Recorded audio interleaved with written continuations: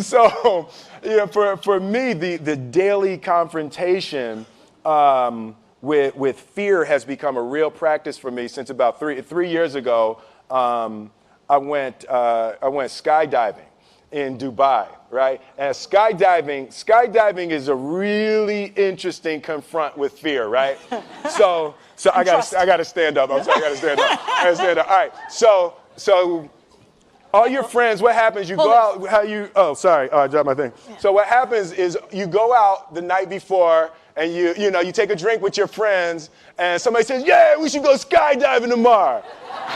And you go, "Yeah, we'll go skydiving tomorrow." Yeah. And you go, "Yeah." And everybody goes, "Yeah."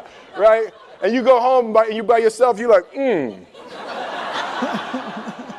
Right? And you're like, well, I mean, they was drunk too.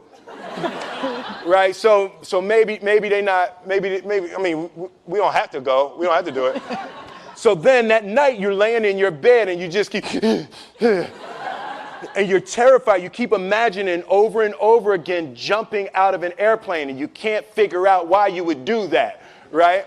And you're laying there and you have the worst night's sleep of your life, but you still have the hope that your friends were drunk, right? So you wake up the next day and you go, down and you say where you were going to meet and everybody's there. You're like, oh, shit. All right, cool. Right? So you get in the van and you don't know that your friends had the same night that you had because they're pretending like they didn't. They're like, yeah, man, my uncle's a Navy SEAL and, this is going to be great. I've been looking forward to this. And you're like, oh, my God. And your stomach is terrible. You can't eat and everything, but you don't want to be the only punk who doesn't jump out of this airplane. So you do a thing, and what you do is your first jump, you're attached to a guy who is going, he's going to walk you out. So you go and you get there and there's an airplane and nobody's stopping. Everybody's still going.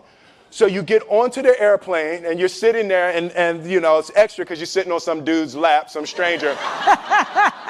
You're sitting on his lap and it's like, you're trying to make small talk. Yeah, man. So you be jumping with people all the time, huh? So everything's normal. So you fly and you go up to 14,000 feet, and you notice there's a light. It's red and it's yellow and green, right? So right now the light's red. So then you start thinking at some point the light's going to go green, but you don't know what's going to happen, right? And you wait and it goes yellow and the light goes green and somebody opens the door, and in that moment you realize you've never been in a freaking airplane with the door open. Terror, right? So you go, and then, if you were smart, you sat in the back so you don't go first, right? And then people start going out of the airplane. And you go, and the guy walks you up to the end of the thing, and you're standing, and your toes are on the edge, and you're looking out down to death.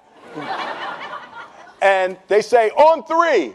And they say, 1, 2. And he pushes you on 2 because people grab on 3. Right? Right? And you go, and you fall out of the airplane. And in 1 second, you realize that it's the most blissful experience of your life. You're flying, right? It doesn't feel like falling, right? It's like you actually are kind of held a little bit by the wind, and then you start falling, and there's zero fear. You realize that the point of maximum danger is the point of minimum fear. It's bliss. It's bliss, and you're flying,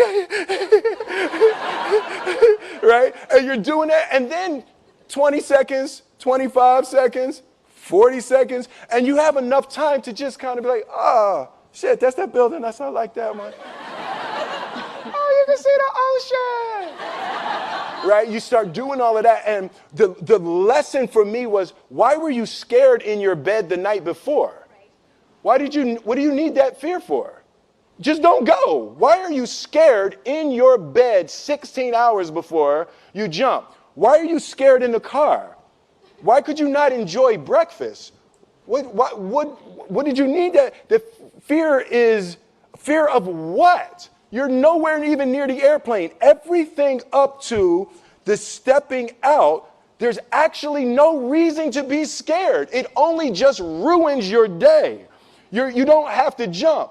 And then in that moment, all of a sudden, where you should be terrified is the most blissful experience of your life. And God placed the best things in life on the other side of terror. On the other side of your maximum fear are all of the best things in life.